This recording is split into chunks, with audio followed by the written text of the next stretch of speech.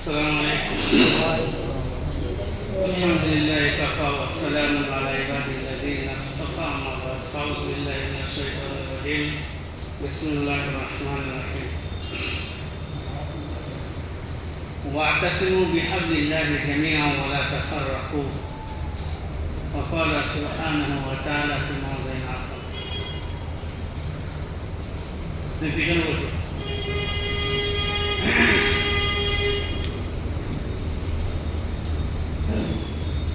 وقال سبحانه وتعالى في موضع آخر: إن تنصروا الله ينصركم ويثبت أقدامكم.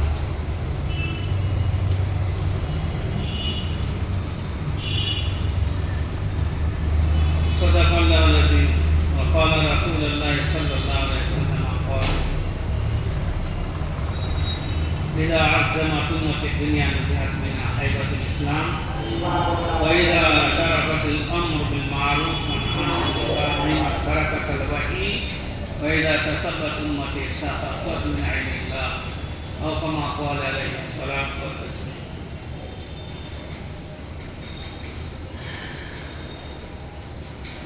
শ্রদ্ধেয় সম্মানীয় আল্লাহ সুবহানাহু ওয়া তাআলা বড় কম মেহেরবানি। আল্লাহ তাবারক ওয়া তাআলা এখন আমাদের হায়াত দিয়েছেন, আর এখনো আমরা দুনিয়ার বুকে নেকি অর্জন করার সুযোগ পেয়ে আছি। আমাদের সাথী সঙ্গী অনেকেই আছেন, আবার আমাদের সাথী সঙ্গী অনেকেই দুনিয়া থেকে চলে গেছেন। যারা চলে গেছেন তারা তো নেকি আর করতে পারবেন না, পরে ইন্তজারি। আর যারা আছেন চাইলে পরে নেকি করতে পারেন, বা বিক্ষিপ্ত বসে একটু আগে আসুন, এখানে এখানে ছড়িয়ে বসা, একটু আগে আসুন, আগে বসুন। আগে এসে আগে বসা সব বেশি, প্রথম কাতারে সব দিতে হয়, দ্বিতীয় কাতারে নেই, দ্বিতীয় কাতারে যায়, তৃতীয় কাতারে নেই, আগে বসুন, দরকার সাইডে বসুন। তো আল্লাহ তাবারক ওয়া তাআলা একটা সুযোগ দিয়ে রেখেছে। দুনিয়ার মাল দৌলত সম্পদ যা কিছু থাকবে সেটা দুনিয়াতে রয়ে যাবে।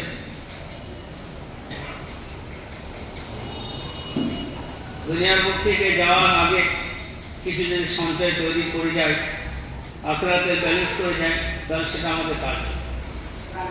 আখিরাতের ভাবনা ভাবলে দুনিয়াতেও আল্লাহ শান্তি দেবেন, আর আখিরাতেও শান্তি দেবেন। আর আখিরাত থেকে গাফিল থাকলে দুনিয়াতেও আল্লাহ অসম্মানিত করবেন, আমাদের জীবন ব্যবস্থা সংকীর্ণ হবে, আমরা দুশ্মনের মোকাবেলায় কম হয়ে যাব, আমরা প্রতি মুহূর্ত পরাস্ত হব, অবিচার হবে বর্জন করতে হবে, জুলম হবে সইতে হবে, কষ্ট দেবে বলার উপায় থাকবে না, লাঞ্ছিত বঞ্চিত শুধু একটাই কারণ, আল্লাহকে না চেনার কারণ। কারণ দুনিয়ার বুকে আমাদের কাছে আলহামদুলিল্লাহ বর্তমান সময়ে সব কিছু আছে। আমাদের কাছে, আমাদের ইমানদারদের কাছে কোনো জিনিসের কমই নাই, বরং অন্যের থেকে বেশি আছে। তারপরেও আমরা দুনিয়াতে অসম্মানিত, লাঞ্ছিত, কষ্ট। কিন্তু এটা বড় কথা না, লাঞ্ছিত বঞ্চিত কষ্ট এটা বড় কথা না, দুনিয়ার কষ্টটা। কিন্তু এখানে যে কষ্টটা হচ্ছে যে কারণে, সেই কারণে আখিরাতেও কষ্ট আর লাঞ্ছিত হতে হবে। হযরত দানিয়েল আলাইহিস সালাম একটি নবী ছিলেন। বনি ইসরাইলের ৭০,০০০ নবীর মধ্যে উনি একজন। আমরা উলামায়ে কেরাম দাওয়াত ও তাবলীগ যেভাবে মানুষকে বুঝিয়ে এ পর্যন্ত ব্যর্থ হয়েছে, বুঝিয়ে বোঝাতে পারছেন না, আর জাতি বুঝছেন।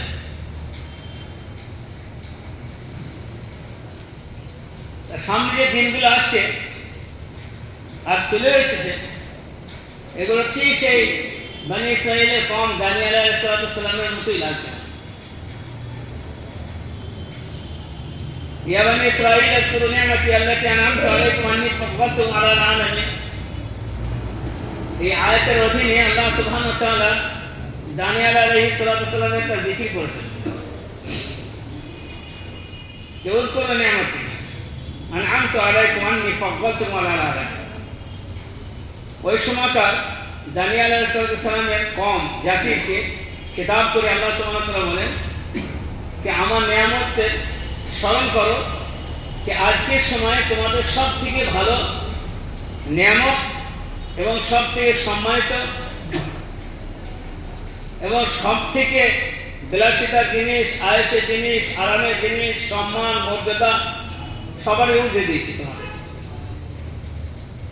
ফাযদালতুকুম আলাল আলামিন। তো আল্লাহর নিয়ামত আল্লাহ যখন খুব দেন আর নিয়ামত যখন ভোগ করার তরিকা যে আম্বিয়া আলাইহিস সালাম বলেছেন সেই তরিকায় যদি ভোগ না করে তা বিলাসিতা ভোগ করা মাল আর সম্পদ ও নারী আর গাড়ি তখন আল্লাহ এবং তার রসুলের তরিকার বিরুদ্ধে ব্যবহার হবে। আর যে মাল তাকে দেওয়া হয়েছিল সেই মালই তার জন্য কাল হবে। যে বিলাসিতা দেওয়া হয়েছিল সেটা একটা মদের নেশার মতো বিভোর হয়ে পড়ে থাকবে আর সেই মালই তার জন্য সে নেশা হবে আর সেই নেশা তার জন্য ধ্বংসের সবব হবে। যেমন আজ উম্মতে মুহাম্মাদের মধ্যে একটা নেশা আছে যে মদের নেশা থেকে মারাত্মক নেশা, সেটা হলো কি মাল উপার্জন করা এবং মাল উপার্জন করো, বড় বড় অট্টালিকা বিল্ডিং বাড়াখানা তৈরি করে একটা নেশা। এই নেশা একটা বিভোর হয়ে আছে যে নেশা কাটছে না। বুড়ো নেশা এত হয়েছে সে বুড়ো মনে করছে না আমি মরবো। জওয়ানের এমন নেশা হয়েছে জওয়ান ভাবছি না যে আমি মরবো। মাল উপার্জনের এমনই নেশা এবং বিল্ডিং তৈরি করার এমন নেশা, নতুনত্ব গাড়ি কেনার এমনই নেশা যে সমস্ত আল্লাহ তার রসুলের হুকুমকে উপেক্ষা করে শুধু ধুন আর নেশা। কেউ বললে বলো বুঝে আসে যে কি করার ছিল কে করছে, তার মানে সে তো নেশা মস্ত। মাতাল যদি মদ খেয়ে যে নেশা করে, নেশা হয়ে যায় রাস্তায় চলে, তাকে যদি ভালো ভালো কথা বলা হয় সেই সময় তার কর্ণপাত হবে না। একটা রাস্তাতে মাতালও সাইজ হবে একটা জায়গায়। মাতাল সাধারণ লোকের কাছে মাতালামো করে কিন্তু পুলিশের কাছে মাতলামো করে না। কেন? পুলিশ তাকে সাধারণ মানুষের মতো বলবে না ভাই এমন করতে না, করো না। পুলিশ যখন ডান্ডা পড়ে না তো পুলিশ দূর থেকে দেখবে ও মাতাল পালিয়ে যায়। মাতাল হয়েছে কিন্তু তার মাতাল থাকে না, লাঠির জগে ভূত পালায়। সাধারণ লোকের সাথে মাথা খ্যাপা আছে, অনেক খ্যাপা। সাধারণ লোককে নিজেও জ্বালাতন করে, ভিক চায়, জড়িয়ে ধরে, ছাড়ে না। কিন্তু পুলিশের কাছে করে না। যা ওখানে কি করবা, কারণ ওখানে যাই না এমন লাঠি পড়বে না সব ঠান্ডা হয়ে যাবে, ওখানে করবে না। তো এগুলো দেখা গেল যে মাতালও চালাক আছে আর এ ফকিরও চালাক আছে। তো আল্লাহ তাবারক ওয়া তাআলা জাতিকে বোঝাবার জন্য প্রত্যেক যুগে নবী দিয়েছেন, কিন্তু যদি কেউ নেশার মধ্যে থাকে সে তো বুঝাবে না, তাকে নসিহত করলেও সে নসিহত মানবে না, কারণ সে নেশায় আছে। ওই নেশাটা কাটলে পরে তখন সে হয়তো মানতে পারে, কিন্তু যখন নেশা কেটে যাবে তখন কিন্তু কোনো কাজ হবে না, নসিহত তখন সে মানাম্বার হবে। তো দানিয়েল আলাইহিস সালামের জাতিকে নসিহত করছিলেন যে আল্লাহ তোমাদের এত জিনিস দিয়েছে, খাবার, পড়া, জমি জায়গা, ফসল, বাড়ি ঘর, শরীর দেখতে সুন্দর, সব কিছু দিয়েছে। মানে রাজকীয় ব্যাপার সবাইকে দিয়েছে আল্লাহ।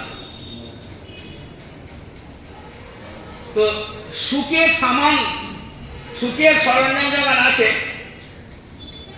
যদি এসি চালিয়ে দেওয়া হয় গরমকালের দিনে ফার্স্ট ক্লাস, আর রাতে অর্ধেক রাত পর্যন্ত মোবাইল চালিয়ে চালিয়ে মোবাইলে সমস্ত রকমের আশা মিটিয়ে দোকানটা তো করবো 8:30 9টায় না, ওটা কে ওঠে?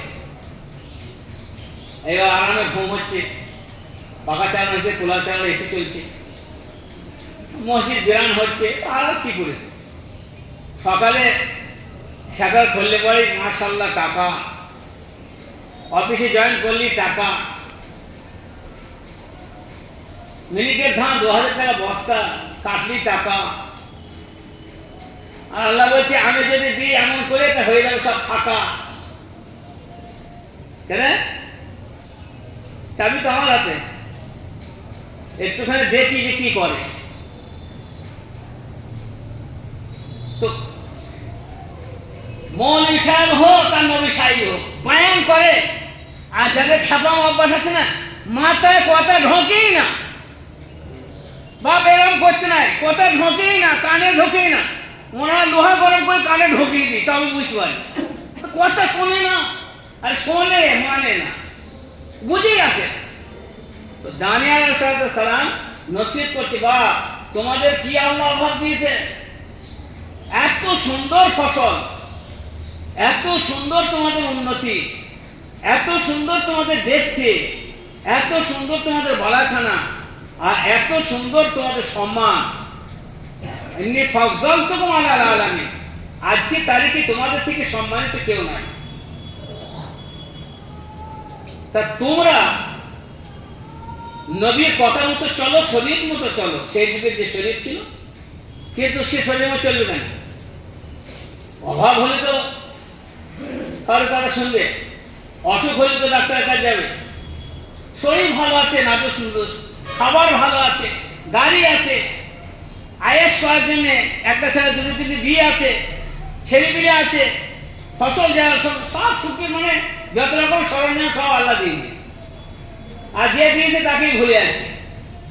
রাতে মদ খাচ্ছে, তাস খেলা হচ্ছে, সারা রাত মদ খাচ্ছে, অভাব তো নাই। দানিয়েল আলাইহিস সালাম কি বলছে, বাপ এইসব কাজ তোমাদের না, তোমরা মুসলমান না, তোমরা মুসলমান না, তোমরা আমার গাফেল হয়ে থাকবে, তোমরা মদ খাবে, খেতে না। দেখো আল্লাহর আযাব এমনিতে আসে না, যখন আযাব আসবে তখন কিন্তু খুব ক্ষতি হয়ে যাবে, তখন কিন্তু পস্তালে পাবে না। নবী শোনাচ্ছেন, দানিয়েল আলাইহিস সালাম কাঁদছেন, হাতে ধরছেন, বিনয় করছেন, গলি গলি, বাড়ি বাড়ি, ইনফিরাদি ভাবে, ইজতিমাই ভাবে, কত রকমের বোঝানো। আজকে যদি বলা হয় ভাই ফজরের সময় আসবেন গো সবাই, আসবেন তো ইনশাআল্লাহ? বললে হ্যাঁ ইনশাআল্লাহ। ওখানে করছো বেজে যাও, ফজর তো যাও, ফজর যাওয়ালেই করবে। তুমি বলো তোমার কাজ করো, আমরা কোনদিন না এসে কোনো ক্ষতি হয়েছে কি? হ্যাঁ ক্ষতি হয়েছে। এই যে ঘটনা বলছে এরকম হাজারো ঘটনাতে ক্ষতি হয়েছে, দেখা যায়। আসার পরে কি দেখবি? তা আমি 5 মিনিটের মধ্যে কথাটা শেষ করতে চাই। ও ঘটনাটা হচ্ছে কোরআনের ইবনে কাসির রহমাতুল্লাহ বড় লম্বা ঘটনা টেনেছে। আজকে যুগে ঠিক ওই ঘটনার সাথে আজকে খুব ঘটনা মিলছে। বেশিরভাগ খেপা খাচ্ছে, জেনে বুঝে খাবে, জানে কিছু জানে না, জেনে মানে এতটুকু জানে আল্লাহ বিধান মানতে হয়তো জানে, জানে বলতে কিছু জানে না, আমাদের কোনো সমস্যা সেটা জানে না। সেদিন একটা জানাজা নামাজে গেলাম, দিয়ে বললাম ছোট ছেলে না বলো কি দোয়া পড়বেন, সব চুপ করে আছে। মানে এখন ছোট ছেলে যে জানাজাটা হবে, না বলা ছেলে, আপনার নামে ছেলে জানাজার হবে, দোয়াটা কি বলবেন? আমি জিজ্ঞেস করলাম, সে খারাপ লাগবে আর ভালোই লাগবে। আমার কিন্তু তাকে রুসওয়া করা, জলিল করা, অসম্মানিত করার জন্য করে। আমি শুধু বোঝালাম যে এতগুলো মজমায় লোকাতে একজনে শুনিয়ে দিই, আলিম হবে না বাদ দিয়ে। তা আল্লাহ শুকুর কেউ শোনাতে পারবে এই হালে করো। তাইলে বলছে না, আমাদের খুব বলে আলিমরা বলে মানুষ আলো সব জানে, কচু জানে, কিছু জানে, কি জানে কি জানে দেখি। আমরা 12-14 বছর পড়ার পর খোদার কখন চেয়ারে বসে বলছি যে আমাদের মতো জাহেল কেউ নেই, কিছু জানি না। আর একদিন কিছু শিখতে গেলাম, কি জানি কি ধরে ধরা কথা বললে হবে? কিচ্ছু জানে না। অনেক জায়গায় বলে ফাঁস মেরি, আমি অনেক কিছু জানি, মশা বলতে হবে আমার জানা আছে, প্রচুর জানা আছে। কি জানা আছে? কদিন কাজটা শিখেছ, কি শিখেছ তুমি, কোন কে ডিগ্রি জানিস, ক বছর পড়েছ, জানা আছে, মুখে ফরফরা করে জানা আছে, জানাতে বললে হয়ে গেলাম। একটু জায়গায় জিজ্ঞেস করা হয় যে আমাদের সংস্কৃত কটা আছে, বলতে পারবে না, ওই জানা আছে। গাছের কথা বলবি, জানা জানা থাকলে অনেক আমল হয়, জানা নাই বলে বুঝল। একদিন কোন আলেমের কাছে বসে, আলেমরা গিয়ে পকেট ছিঁড়ে ফেলেছে, যাকা চেয়েছে জুতো ছিঁড়ে ফেলেছে, ওরা যায় ওদের কাজের সময়। আপনি কবে গিয়েছেন আলেমের কাছে? দিন শিক্ষা লেগে মালসায় কচিল্লা করেছেন, কবার তালিমের হালকা বলেছেন, কবার মশাইলে খাজাইলে হালকা বলছেন, কোরআনে তালিমের হালকা বলেছেন, দিয়ে আপনি ঘরে বসে শিখে হয়েছে কেমন করা, কিচ্ছু জানে না। আর যে ভাবতে জানে সে একদম মূর্খ।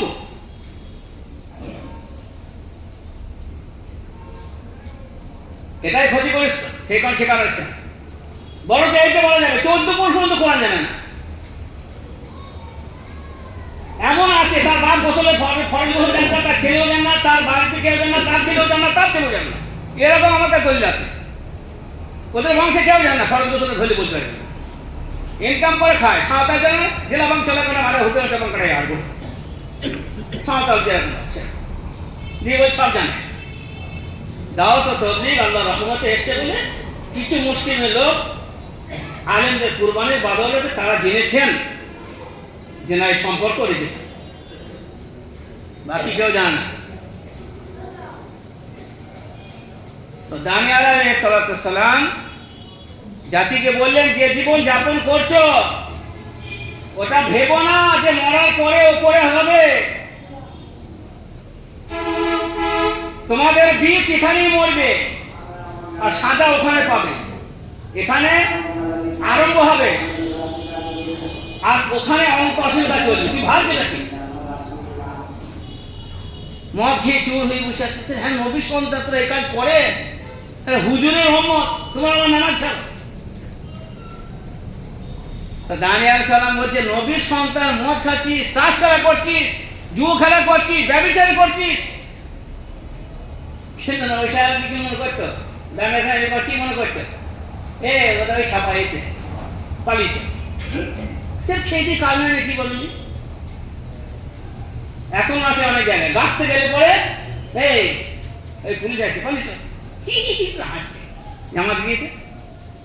কেউ বাবা বলছে আমাদের মসজিদ ঢুকবে না, কেউ আবার দুধ দিয়ে ধুয়ে দিচ্ছে, কি অপরাধ করেছে। আর ওই জন্য একবারে বাপরে কাজ দিকে করতে হবে বলে এত টাইমের দাম। একদিন একটু তালিম বসে যায় না, তালিম হচ্ছে একটু মসজিদ, ভাই তালিম হচ্ছে একটু বুঝবে না, মনে যায় খুব টাইমের দাম। দামি টাইমটা কোন জায়গায় ব্যবহার হচ্ছে? চায়ের দোকানে, না গাঁজার দোকানে, না তাস খেলার দোকানে, জুয়ো খেলার জায়গায়, নাহলে জীবতের জায়গায়।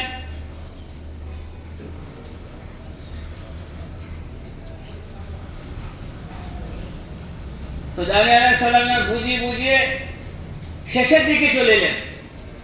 আল্লাহ বলছে, আল্লাহ আপনি ফয়সালা করুন। বুকতে নাসার আল্লাহ বল না, খুদাই গজব আছে না, গজব আছে। আপনি যেগুলো ভাবছেন না, ভাবেননি, ঠিক সেই মোশন, সেই পজিশন, সেই আইন, সেই প্রতিক্রিয়া, সেই প্রভাব আপনার উপর আমার হচ্ছে না, হচ্ছে না। নতুনত্ব ফেতনা যেগুলো জীবনে কখনো চিন্তা করা যায়নি, কেন আসছে? যাহারুল ফাসাদু ফিল বাররি ওয়াল বাহর বিমা কাসাবাত আইদিন নাস। এমন আমল হবে, ঠিক মেটার যেটা হচ্ছে, সরকার যে মেটারটা বসিয়ে দিয়ে গেছে, মেটার যদি 200 নোট আসে, 2000 টাকা আসে, আর ও যদি বলে স্যার আমি একটা মাত্র বাল্ব জ্বালিয়েছি, অন্ধকারে থাকি, পাকা নাই আমার ঘরে, এসি নাই, 2000 টাকা লিখবে, বলে আগে বেটা ভর, কি বলবে? মুখে কথা চলবে? হ্যাঁ, 5,000 টাকা বিল দিচ্ছে, বলছে না স্যার আমার বন্ধ থাকে। তো মেয়েটাটা ক্লিয়ার বন্ধ থাকে না। হ্যাঁ, আল্লাহ তাবারক ওয়া তাআলা দানিয়েল আলাইহিস সালামের হয়ে আচানক বকতেন আসা চলে মাতালগুলোকে মাতালামি করছিলেন, তাদেরকে ধরে দিয়ে একদম এই মা আরম্ভ পায়ে পাতে ঝগড়া। তো বলছে হ্যাঁ আমরা অন্যায় করেছি, আর সত্যিকার অন্যায় করিনি।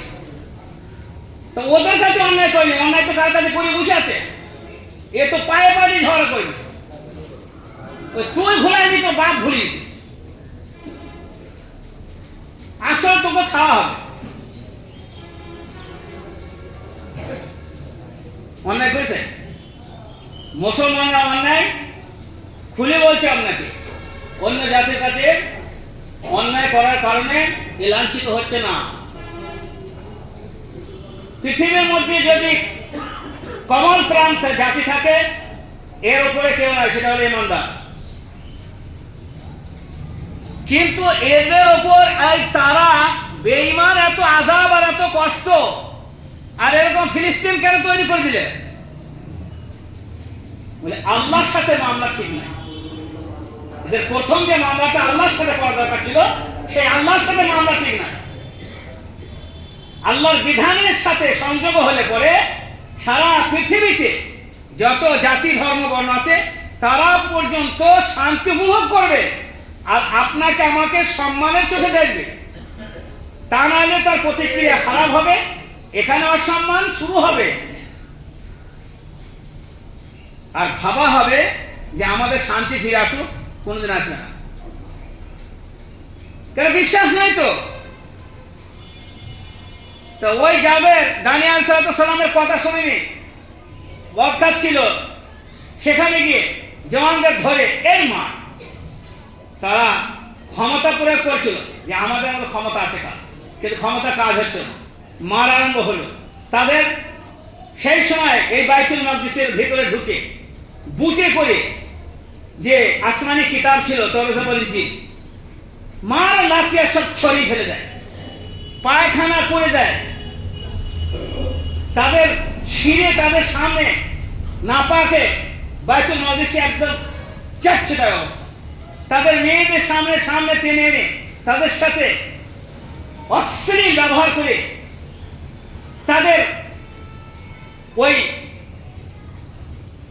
গুপ্তাঙ্গের মধ্যে বর্ষা মেরে তাদের পেট চিরে বাচ্চা বার করে সেগুলো ফুটবলের মতো পাকায় মেরে ছড়িয়ে ৭০,০০০ রক্ত একদম স্রোতের মতো বইছে। বাকি ৭০,০০০ যুবক জওয়ান যাদেরকে ধরে পিটুতে পিটুতে হাত করে দিয়ে ইরাকের জেলে তুলেছে। কিন্তু এখন সঙ্গে নবী আছে দানিয়েল আলাইহিস সালাম।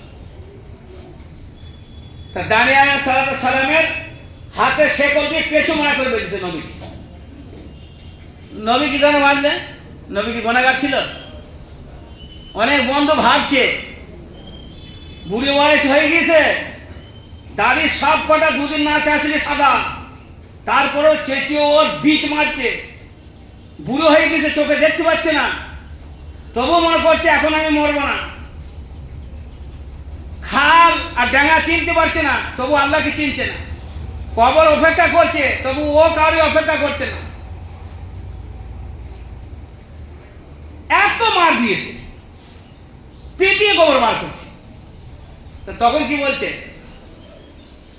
দানিয়েল সালামের হাতটা বেরিয়েছে, লোকরা বলছে কই তোমাদের সেই আল্লাহগুলো কয়, সেই মাদ্রাসা কয়, সেই মসজিদগুলো কয়, কই দোয়া করে কিছু করতে পারলি না তো, এই তো বাবুর মসজিদ হয়ে দিলে, এই তো আমাকে করে দিলে, কি করছে? তার মানে এরা সব বেকার হয়ে গেল, আমরাই ভালো। তাহলে নবীটা কি বলবেন যে হাত করে দিলে পেছনে মারলে? ওই যে ধান আর আগলা একসাথে বিক্রি হবে এখন, মার এলে পরে যে মৌলানা সাহেব হোক, পীর সাহেব হোক, দিনদার হোক, অলি হোক, কুতুব হোক, নবী হোক, কেন হয়তো নূহ আলাইহিস সালাম মার খাননি, নবী মুহাম্মদ সাল্লাল্লাহু আলাইহি ওয়াসাল্লাম তায়েফে মার খাননি, হয়তো মুসা আলাইহিস সালাম দেশ ছাড়েননি, হয়তো জাকারিয়া সাহেবকে করাতে ছিঁড়ে দেওয়া হয়নি, তো ওনারা খারাপ ছিলেন? এই জাতির জন্য এই ব্যবস্থা হয়েছে। ইরাকে জেল যখন ভরে গেল আর নবীকে যখন পাচ্ছে তখন অনুসারী কাঁদছে, বলছে হুজুর আপনার হাতেও ভাত করা, সেগুলো তোর কষ্ট হচ্ছে। তো বললি হুজুর আপনি তো নবী, তাহলে তুই নবী হয়ে থাকতে দিলি? তোর হাতে ধরেছিল, পায়ে ধরেছিল, মদ খাই না, কুকুর বেটা, তার খেলিস না, তো শুনেছিলে? এখন বলছি নবী, নবী কি আল্লাহ কাউকে ছাড়বি না, চ জেলে তুই থাক আমিও থাক। হুজুর বলে একটু দোয়া করে নি, আর দোয়া করবো না, অনেক দোয়া করেছি, অনেক হাতে ধরছি, পায়ে ধরছি, শুনেছিলি? এখন দোয়া করাচ্ছি সমাজটা, এখন দোয়া করি কে? এখন তো আজাদ চলে এসে, এখন ভোগ কর। নবী রেগে তুই আর দোয়া করবো না, তোদের লেগে অনেক কেড়েছি, তোরা আমাকে জেলে তুললি, পরনে কাপড় টেনে খুলে নিয়েছে।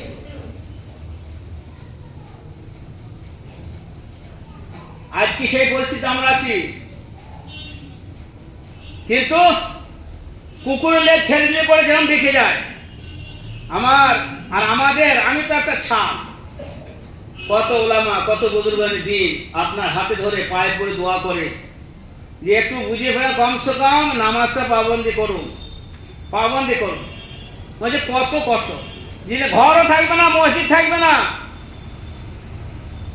আর যে তোমাকে ময়দানে দাঁড় করিয়ে যেমন ছিলা হবে, সেদিন নামাজ পড়লেও আর পোহা হবে। সুযোগ হাতছাড়া করতে নাই। আল্লাহ তাবারাক তাআলা বোঝার তৌফিক দান করুন। ওয়া আখিরু দাওয়ানা আলহামদুলিল্লাহ।